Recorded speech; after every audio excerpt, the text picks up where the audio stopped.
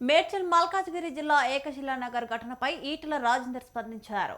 Real estate గుండా వెంకటేష్ కి పోలీసులు సహకరిస్తున్నారా అని ప్రశ్నించారు. ఎంపీగా తాను హెచ్చరించిన తర్వాత కూడా బెగా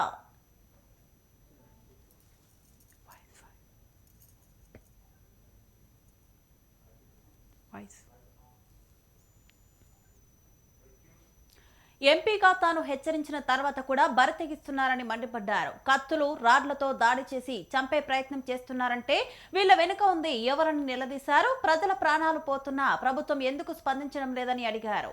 పోలీసులు లా అండ్ ఆర్డర్ ఏమైనట్టు అని ప్రశ్నించారు.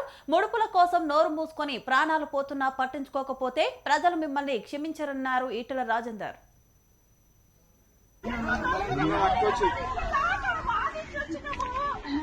మీద మనవన్న వీళ్ళు ఆటలు మధ్యలో ఉన్నారని పనిచేస్తారు. తీసుకోండి